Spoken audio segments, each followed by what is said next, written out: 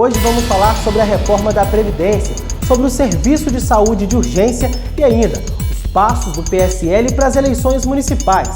Estes e outros assuntos serão discutidos com o deputado estadual Coronel Sandro, do PSL.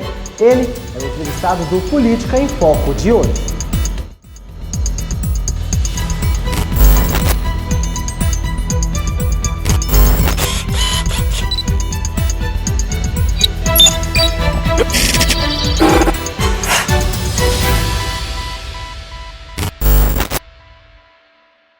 Muito obrigado pela entrevista, viu? Eu que agradeço uma oportunidade dessa de poder falar para 38 emissoras de TV, 150 emissoras de rádio na Minas Gerais. Acho que é importante. Obrigado a você, Vitor, obrigado a Mirth pela oportunidade. Coronel, nos últimos dias nós vimos algumas manifestações. Eu gostaria de saber a opinião do senhor a respeito. Olha, é natural que após uma eleição tão polarizada como nós tivemos, em que o conteúdo ideológico ele foi muito evidenciado, que as propostas encampadas pelo nosso presidente, Jair Bolsonaro, que ele faz questão de dizer que ele cumpre promessa eleitoral, que não se tem costume de cumprir no Brasil, e algumas das propostas dele têm sido alvo de rechaço pela esquerda, principalmente. Nos últimos dias foi essa suposta manifestação da esquerda a favor da educação, quando na verdade tinha gente lá pedindo Lula livre, fazendo manifestação para soltar presidiário, bloqueando rodovia, queimando pneu, enfim, isso para mim não é manifestação. Isso são alguns radicais de esquerda que estão lá fazendo piquete e bloqueio de rodovia, impedindo as pessoas de ir trabalhar, do direito de ir e vir. E tem agora o lado verde e amarelo que faz manifestação também. Nós fomos às ruas, enchemos as ruas em todo o país para dizer ao presidente e àqueles de bem que nós apoiamos as reformas propostas por ele, que é a que o Brasil escolheu nas urnas em outubro do ano passado. O senhor já falou aí do presidente Jair Bolsonaro. Eu queria saber como é que é esse contato entre vocês, deputados, aqui de Minas Gerais, com o presidente da República. Nós pertencemos ao mesmo partido, defendemos as mesmas ideias. Coincidentemente, essa pergunta sua, ela vem no momento em que, no último dia 12, eu estive numa reunião com o presidente Jair Bolsonaro. Fui recebido por ele lá no Planalto.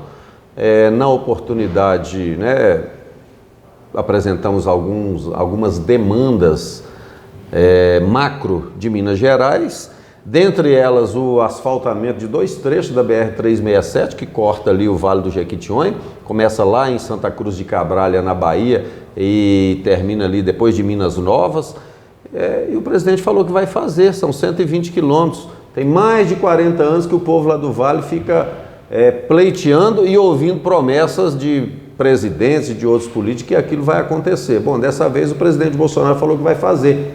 Eu estava lá, na mesa, sentado ao lado dele. Ele aceitou. Vai fazer em 3 etapas, ou 4 que seja, durante o mandato dele, mas pelo menos já é um alento para aquela região e uma rodovia tão importante para fazer a integração Minas com a Bahia com o centro, a região central de Minas, que vai proporcionar um fluxo turístico muito grande, o escoamento de produção, enfim, vai ampliar o desenvolvimento naquela região. Estou muito feliz. Aí o relacionamento com o presidente é esse. Ele recebe os seus e muito bem. E ainda realiza obras. Qual é a importância do projeto que viabiliza o SAMU regional, deputado? Olha, a gente tem uma carência nessa situação de socorro, de urgência e emergência, principalmente em relação a pacientes no interior, questão de acidentes e tudo. Foi criado em 2015 o consórcio intermunicipal da rede de atenção à saúde, atendimento à urgência e emergência. A sede do consórcio é o Consurge, lá em Governador Valadares. Houve um convênio com o governo do estado que estava prevista a liberação de mais de 5 milhões de reais, foi liberada a metade, foram adquiridos algumas ambulâncias, alguns equipamentos e até medicamentos, só que o consórcio não consegue operar. Ele congrega 51 municípios ali da região do Vale do Rio Doce e tem que ser colocadas 14 bases avançadas que vão propiciar esse atendimento. Bom, aí como saúde é uma questão tripartite que envolve a União, o Estado e os municípios, nós realizamos um encontro na Assembleia Legislativa com os prefeitos, com o presidente e o diretor executivo do consórcio, que vai fazer a gestão do SAMU, lá naquela região, e com o doutor Francisco, que é o secretário nacional de atenção à saúde básica. Ele veio, se comprometeu a habilitar o consórcio para fazer. Falta uma burocracia documental que o consórcio tem que preparar. Então, mas eu acho que isso vai acontecer em breve. Então, quando a gente reúne todo mundo que é interessado e tem a responsabilidade no tema, fica fácil de cobrar ali as medidas e as providências. Foi isso que aconteceu. Estou muito satisfeito, eu acho que o SAMU regional vai ser instalado muito em breve lá na nossa região do Vale do Rio Doce. Deputado, o jornalista Flaviano Cunha, da TV Candidez de Divinópolis, enviou uma pergunta para o senhor. Vamos acompanhar. Vamos lá.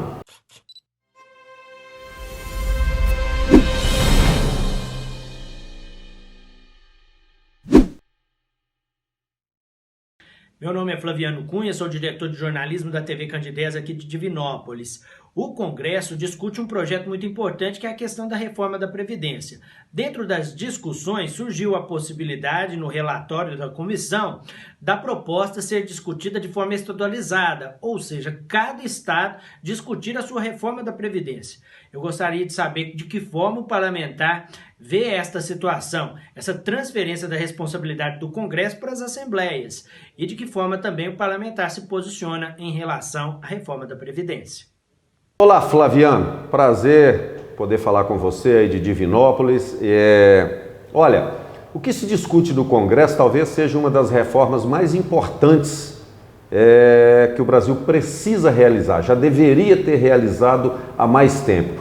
Fernando Henrique Cardoso tentou fazer uma reforma da Previdência, não conseguiu. Lula tentou fazer uma reforma ampla, não conseguiu. Dilma tentou fazer uma reforma ampla, não conseguiu. Michel Temer não conseguiu fazer nada. Então você pode observar que são 4 ex-presidentes de espectros políticos diferentes que entenderam, que sabem que a reforma tem que ser feita, porque esse sistema de solidariedade que nós temos hoje, ele já está exaurido em si mesmo e não haverá recurso para custear a previdência das gerações futuras.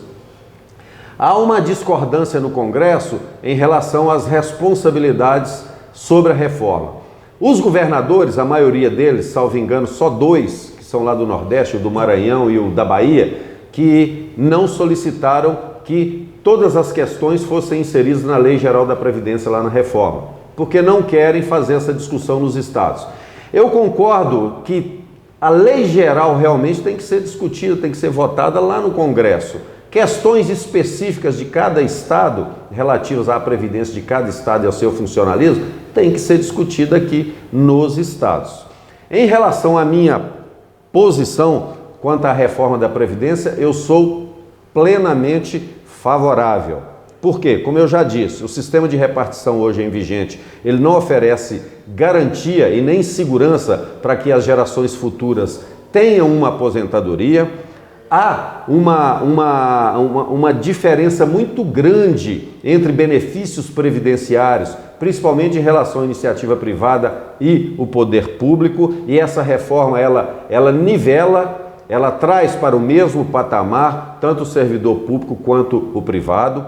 Ela reduz a contribuição daquele que ganha menos, que hoje quem ganha salário mínimo tem uma contribuição previdenciária de 8%, cai para 7,5%, e ela institui um sistema escalonado de contribuição que quem ganha mais vai contribuir mais, podendo chegar até 22%. Então, assim, é uma reforma que se propõe, se mantidas as condições propostas pelo governo. Nós já temos algumas modificações que foram feitas pelo relator recentemente lá no Congresso. Mas a ideia é fazer uma economia de 1 trilhão e 300 bilhões de reais para poder pagar uma transição, para que instituir o sistema de capitalização, que é completamente diferente desse sistema de repartição que existe aí hoje. Pra você ter uma ideia, nesse sistema de repartição, Flaviano, em Minas Gerais, hoje já está menos de um servidor da ativa contribuindo para aquele que está na reserva, aquele que já está aposentado. O ideal seria que fosse no mínimo 3,5 na ativa, contribuindo para cada aposentado da reserva. Então são essas distorções que têm que ser corrigidas. E a reforma da Previdência vai fazer isso. E é necessário para que o Brasil volte a crescer, volte a gerar empregos, volte a tratar de forma mais igualitária todos os seus, independentes da cor partidária que tenha. Para quê? E o que é mais importante, se você observar na Europa principalmente, pega a Grécia e Portugal, países que retardaram em fazer uma reforma da Previdência, que tinham um modelo similar a esse nosso, que é o modelo de repartição, em que as gerações se sucedem, uma garantindo a outra para o futuro, quebraram. E quando foram fazer a correção, tiveram que reduzir salário, deixar de pagar Previdência, atrasaram tudo. Então, a minha opinião é essa aí, de maneira geral, sobre a reforma da Previdência. Deputado, um dos temas que levaram milhares de pessoas às ruas, né, como a gente já comentou aqui no início da entrevista, foi o contingenciamento na educação. Eu gostaria que o senhor explicasse, né, já que o senhor é do PSL, tem esse contato com o presidente Jair Bolsonaro, explicasse para o nosso público qual a importância desse contingenciamento e por que ele está sendo feito. Quem é gestor público, quem é ordenador de despesa e quem está me assistindo aí vai saber do que eu estou falando, o contingenciamento é uma ferramenta de gestão. Quando se elabora um orçamento público, esse orçamento ele é preparado, aprovado pelas casas legislativas em cima de uma projeção de receita, de uma estimativa de receita para o exercício seguinte. Então, nós vamos ter uma receita de 10 no ano que vem, vamos projetar nossas despesas para 10 e divide nas áreas que são de interesse. Bom, só que durante o exercício fiscal, em que vai acontecer a execução do orçamento que foi votado no ano anterior, pode acontecer, primeiro, a projeção de receita não se confirma, há uma redução naquilo que foi projetado. Pode acontecer que uma área apresentou uma demanda emergencial que haja necessidade de fazer remanejamento, para citar só 2 exemplos. Então, o que acontece? O gestor público, aquele que tem a responsabilidade de aplicar, de executar o orçamento, ele tem 2 opções. Ou ele cancela o investimento, ou ele faz o que se chama de contingenciamento, que é uma suspensão temporária daquele investimento, daquele gasto.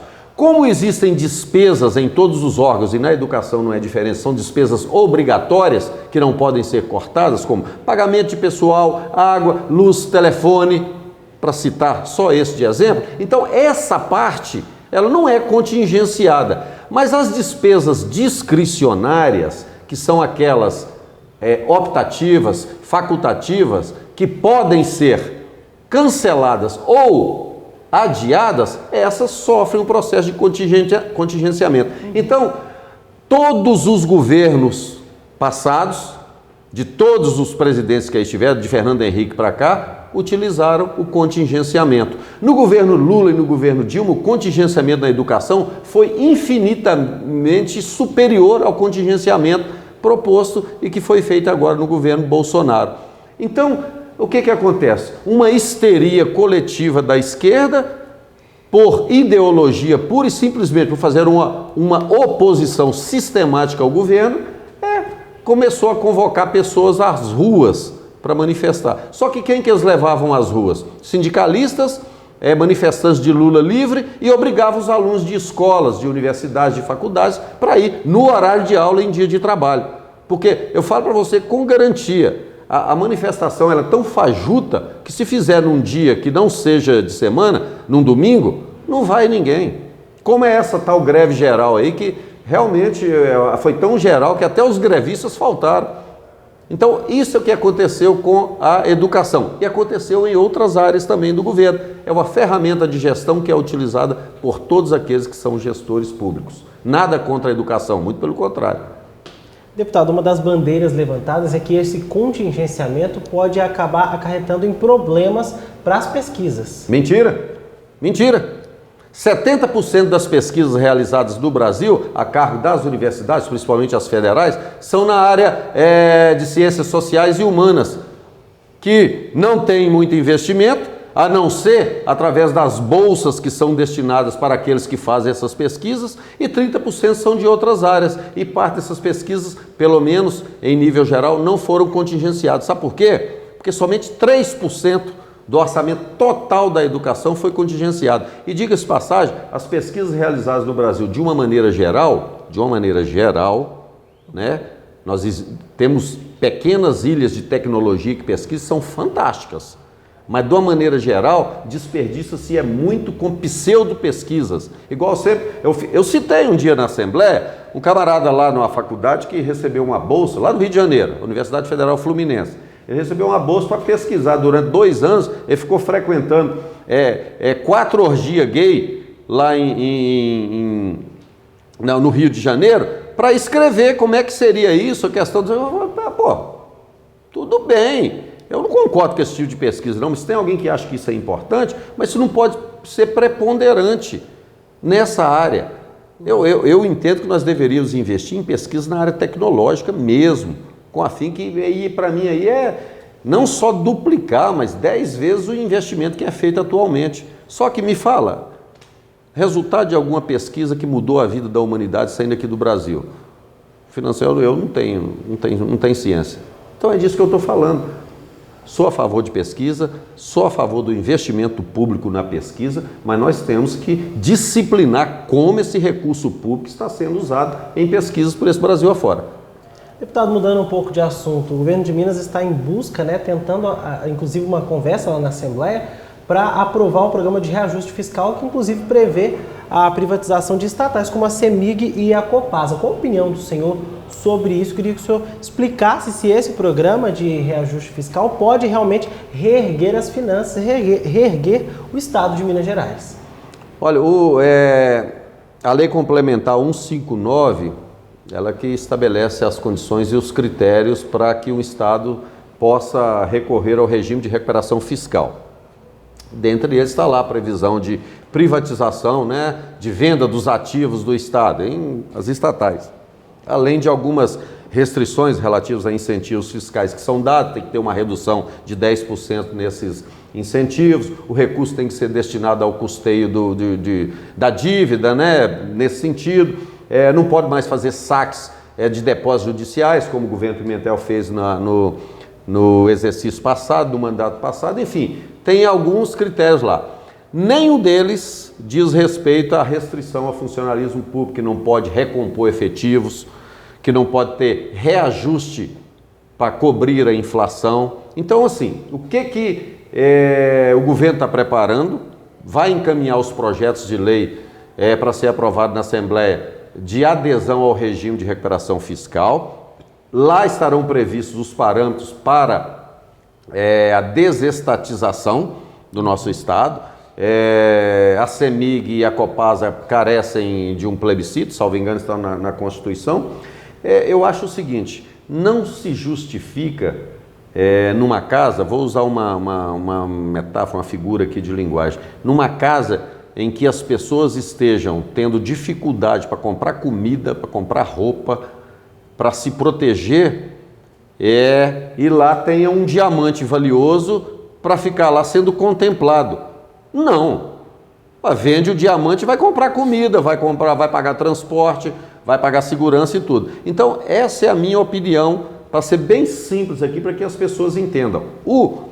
O Estado tem ativos valiosos, que são a CEMIG, que são a Copasa, Codemig e outras estatais, e eu sou plenamente favorável à venda desses ativos para melhorar a qualidade de vida do povo mineiro. Por que eu sou a favor? Porque não me interessa, eu, enquanto penso o Estado de Minas Gerais, ser proprietário de empresa. Me interessa que o serviço que essa empresa preste esteja disponível e da melhor qualidade possível para a população, que é o caso do fornecimento de energia elétrica, é o caso do fornecimento de água e serviço de esgoto. Então, eu acho que a iniciativa privada, ela tem condição de fazer isso, como já temos prova. Por exemplo, você é muito novo, mas você não lembra. Antes da privatização dos serviços de telefonia no Brasil, isso aconteceu na década de 90, um telefone fixo, quando você demorava 24 meses, você comprava um plano de expansão em 24 meses, pagando a prestação suada, quando o aparelho era instalado depois de 3 ou 5 anos, e o preço era $2.000, um aparelho de telefone, um absurdo. Houve a privatização da telefonia, você vê, hoje quase a população inteira tem telefone celular, aliás, telefone fixo acho que quase nem se usa mais, a não ser de forma comercial. Então esse é o exemplo. 50% dos municípios brasileiros, deve refletir em Minas Gerais a mesma coisa, não tem tratamento de esgoto e o Estado não tem forma de financiar isso para que as pessoas tenham isso que é básico. Quem faz isso? A iniciativa privada. Então, a gente tem o quê? É que regular, acompanhar e fazer com que se eventualmente acontecer realmente a venda da CEMIG e da Copasa, que o serviço continue sendo fornecido na melhor qualidade possível. Agora, eu tenho essa ideia, sou plenamente favorável a privatizações, mas não quer dizer que isso vai acontecer, não quer dizer que a minha vontade é que vai prevalecer. Isso vai ter que vir uma proposta do governo, vai ter que ser debatido na Assembleia Legislativa e de lá vai sair um consenso sobre o que vai acontecer. E nós estaremos lá para, no meu caso, dar o voto favorável à privatização. Bom, o PSL se tornou protagonista das últimas eleições e agora estão se aproximando as eleições municipais. Eu gostaria de saber se o senhor já pode adiantar para a gente quais são os passos que o partido tem tomado, talvez para a eleição municipal aqui em Belo Horizonte e em outras grandes cidades aqui de Minas Gerais, deputado. Ô Vitor, olha, o que a gente ouve nas reuniões partidárias, eu sou um seguidor da orientação partidária. Então, assim, a ideia é lançar o maior número possível de candidatos nos municípios mineiros, em especial nos maiores municípios, né? Como é o caso de Belo Horizonte, Governador Valadares, minha região, Teófilo Otoni, Uberaba, Uberlândia, sim. Só que ainda nós estamos num momento de conjecturas. Podem haver coligações, apoios a outras candidaturas, a gente pode receber apoio de outras candidaturas, mas assim, ainda não tem nada estabelecido, não. No caso de Belo Horizonte especificamente, a gente tem que aguardar a orientação partidária, porque como é a prefeitura mais importante que vai estar em disputa no próximo ano, na minha opinião, eu acho que nós deveríamos ter um candidato a prefeito de Belo Horizonte. Poderia ser esse candidato? Eu não posso ser esse candidato porque a minha base eleitoral, o meu domicílio eleitoral é na região do Vale do Rio Doce. Então, meus interesses imediatos voltados para a política municipal estão lá naquela região. Mas aqui nós temos um grande número de parlamentares que foram eleitos aqui pela região metropolitana, que tem uma participação muito mais ativa aqui na vida dessa comunidade. Eu acho que se o partido eventualmente optar por ter uma candidatura própria aqui na cidade de Belo Horizonte, eu acho que o candidato será muito bom e eu acho que será competitivo também. Então, assim, essa é a minha vontade. Naturalmente, vai depender do que o partido deliberar através dos seus colegiados, para ver como que o PSL vai participar da eleição aqui em Belo Horizonte. O senhor está na Assembleia Legislativa, teve muitos votos. Para a gente encerrar essa entrevista, eu gostaria que o senhor contasse um pouco dos seus trabalhos e deixasse um recado para as pessoas que votaram no senhor, até aqueles que não votaram, já que o senhor foi eleito, está trabalhando para o povo. Deixa um recado para essas pessoas, deputado. Olha, o que eu posso falar para o povo mineiro e para aqueles que depositaram a confiança em mim é que eu estou me esforçando para cumprir aquilo que eu prometi durante a campanha.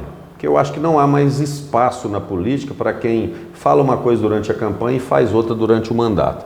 Então, todos aqueles a quem eu pedi voto, em todos os lugares onde eu estive, 60 municípios, de forma presencial e mais acho que em Minas Gerais toda, através das redes sociais, já sabiam em quem estava votando e no que estava votando. Minhas propostas são bem claras, a minha pauta é praticamente a mesma pauta defendida pelo presidente e tudo que puder ser adaptado aqui no Estado nós vamos fazer, e aquelas pessoas que têm pensamento diferente têm que procurar um candidato ou político que pense igual a ela. Não é justo eu falar mentira para as pessoas só para ter o voto e depois fazer diferente na Assembleia. Então isso eu não faço.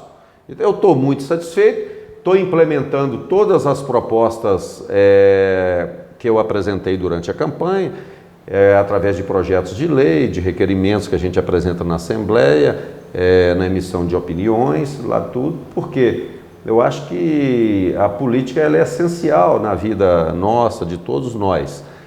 Mas a política tem que ser exercida com racionalidade, com convicção e, principalmente, lealdade daquele que foi eleito para com aqueles que o elegeram. Então é assim que eu estou norteando o meu exercício de mandato lá na Assembleia Legislativa. Excelente, deputado. Muito obrigado pela entrevista. Eu que agradeço. Um abraço para a turma aí. Falou, Minas Gerais. Até mais. Política em Foco de hoje fica por aqui. Nós voltamos em breve com mais um programa para vocês. Até a próxima.